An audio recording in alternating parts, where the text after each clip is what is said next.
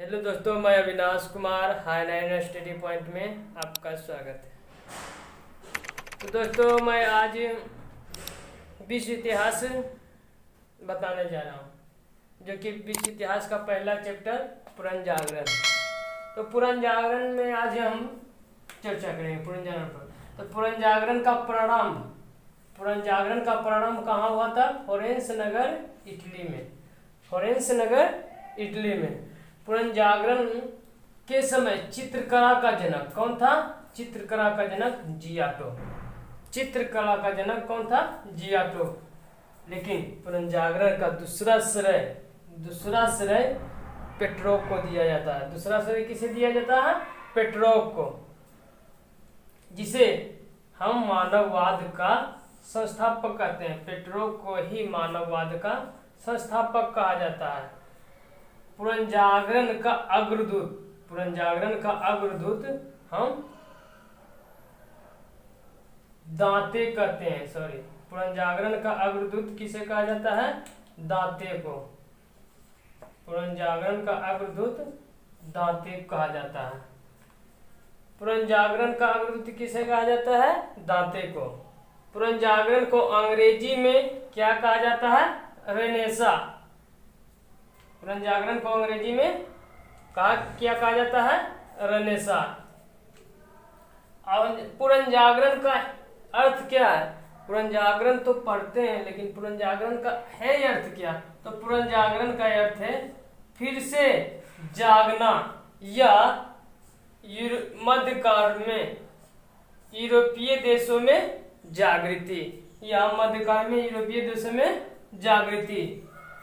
पुरन जागरण के समय सर्वश्रेष्ठ निबंधकार थे, जो कि फ्रांसिस बेकन, जो इंग्लैंड के थे। फ्रांसिस बेकन इंग्लैंड के थे। आधुनिक विश्व का प्रथम राजनीतिक चिंतक। क्वेश्चन है, आधुनिक विश्व का प्रथम राजनीतिक चिंतक किसे कहा जाता है? तो मैकियावेली को। आधुनिक विश्व का प्रथम राजनीतिक चिंतक किसे कहा जाता है? मैकियावेली। अब आते हैं जीसस क्राइस्ट की माता मेडोना का चित्र। किसका? मेडोना का चित्र किसने बनाया था? तो राफेल। मेडोना का चित्र किसने बनाया? राफेल। आधुनिक प्रयोगात्मक विज्ञान का जन्मदाता किसे कहा जाता है? रोजर बेकन को। किसे कहा जाता है? रोजर बेकन को। अब हम आते हैं जर्मन भाषा में, जो कि बाइबिल का अनुवाद हुआ था। जर्मन भाषा में बाइबिल का अनुवाद किसने किया? मार्टिन लूथर ने। किस भाषा में बाइबिल का अनुवाद किसने किया? मार्टिन लूथर ने। बाइबिल का अनुवाद मार्टिन लूथर ने किया था। अब आते हैं गुरुत्वाकर्षण का नियम। ये तो हम सब जानते हैं। गुरुत्वाकर्षण का नियम किसने दिया? न्यूटन, जो कि इस चैप्टर में कुछ दिया गया है। गुरुत्वाकर्षण का नियम किसने दिया? न्यूटन। अब बात करते हैं धर्म सुधार। जब हम पुरन जागरण यानी कि पुरन जागरण में है, धर्म सुधार आंदोलन की शुरुआत कहाँ से की गई थी? तो इंग्लैंड से। कहाँ से? इंग्लैंड से बोले तो 16वीं शताब्दी में। धर्म सुधार आंदोलन का प्रवर्तक किसे कहा जाता है? मार्टिन लूथर को। धर्म सुधार आंदोलन का प्रवर्तक मार्टिन लूथर को। इन्होंने ही बाइबिल का अनुवाद जर्मन भाषा में किया था, मार्टिन लूथर। अब हम आते हैं धर्म सुधार आंदोलन का प्रातःकालीन तारा कहा जाता है, तो जॉन विक्लिफ को। प्रातःकालीन तारा जॉन विक्लिफ को कहा जाता है। पुरन जागरण के समय हम जानेंगे। अब पुरन जागरण के समय चर्चित व्यक्ति, जो कि कहाँ के थे, यानी कि कहाँ के निवासी थे, तो हम जानेंगे चर्चित व्यक्ति। तो मार्टिन लूथर और कैपलर, जो कि जर्मनी के थे। कहाँ के? जर्मनी के। मार्टिन लूथर और कैपलर जर्मनी के थे। कॉपरनिकस पोलैंड के थे। शेक्सपियर, रोजनबेकर और टॉमस मोर। शेक्सपियर, रोजनबेकर और टॉमस मोर, जो कि इंग्लैंड के थे। कहाँ के? इंग्लैंड के थे। अब आता है जो कि लेखक, ये भी है Leonardo da Vinci, Michelangelo, Raphael, Petrov, Dante, Amerigo Vespucci और मैकियावेली। ये सब इटली के निवासी थे। कहाँ के? इटली के। अमेरिका की खोज किसने की? क्रिस्टोफर कोलंबस, 14वीं सदी में। कब? 14वीं सदी में। अब हम आते हैं अमेरिका का नाम, अमेरिका कैसे पड़ा, यानी कि अमेरिका का नाम जो पड़ा था, किसके नाम पर अमेरिका पड़ा था? तो इटली के निवासी अमेरिगो वेस्पुसी थे। अमेरिगो वेस्पुसी कहाँ के निवासी? इटली के निवासी थे। प्रशांत महासागर का नामकरण किसने किया था? तो मैगलन। किसने किया? मैगलन। और मैगलन ही जो था समुद्री मार्ग से संपूर्ण विश्व का चक्कर लगाने वाला पहला पुरुष बना। कौन?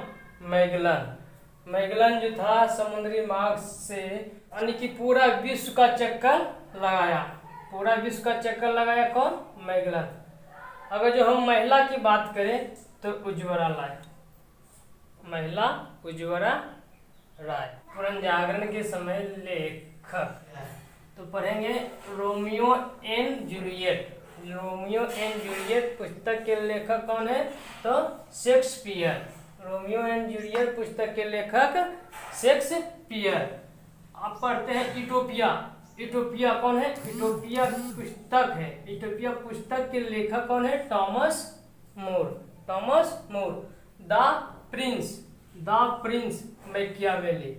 द प्रिंस पुस्तक के लेखक मैकियावेली। डिवाइन कॉमेडी, इसके बारे में कहा जाता है डिवाइन कॉमेडी, जो कि दांते ने लिखा। कौन? दांते लिखा था, यानी कि लैटिन भाषा है। इन्होंने लैटिन भाषा को छोड़ करके कौन भाषा में लिखा? टस्कन, यानी कि इटली के बोर्डसार की भाषा टस्कन भाषा में लिखा था। कौन?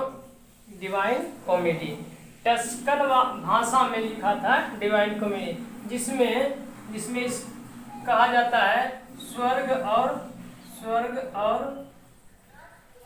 नरक के बारे में बताया गया। नरक के बारे में चर्चा किया है डिवाइन कॉमेडी में। डिवाइन कॉमेडी के लेखक दांते हैं, जो लैटिन भाषा के छोड़ करके टस्कन भाषा में अनुवाद किया है, और इसमें स्वर्ग और नरक के बारे में बताया गया। द फ्रेज ऑफ फौरी पुस्तक के लेखक इरास्मस। कौन है? इरास्मस। डेकामेरोन पुस्तक के लेखक बोकासियो। अब हम जानते हैं द लास्ट सफर और मोनालिसा। द लास्ट सफर और मोनालिसा का चित्र किसने बनाया? Leonardo da Vinci. The last सफर और मोनालिसा का चित्र लियोनार्डो दा विंची। कहा जाता है इसके बारे में, लियोनार्डो दा विंची के बारे में, कि ये चित्रकार, मूर्तिकार, वैज्ञानिक, इंजीनियर, दार्शनिक, कवि और गायक भी थे। देखिए लियोनार्डो दा विंची क्या क्या थे? चित्रकार, मूर्तिकार, वैज्ञानिक, इंजीनियर, दार्शनिक, कवि और गायक। अब हम बात करते हैं द लास्ट सफर के लेखक लियोनार्डो दा विंची, लेकिन द लास्ट जजमेंट और द फॉल ऑफ मैन के लेखक Michelangelo. The last judgment और द फॉल ऑफ मैन के बनाया था इसको, यानी कि माइकल एंजेलो। ये भी मूर्तिकार और चित्रकार है। इन्होंने कहा जाता है इसके बारे में कि सिस्तान के गिरजाघर की छत बनाया था। इसका सिस्तान के गिरजाघर की छत इन्होंने माइकल एंजेलो ने ही बनाया था। और the last judgment the fall of man, Michelangelo. तो दोस्तों ये विश्व इतिहास के पहला चैप्टर पुनर्जागरण लगभग समाप्त हुआ। तो दोस्तों अगर ये वीडियो अच्छा लगा होगा तो लाइक और सब्सक्राइब जरूर कीजिएगा।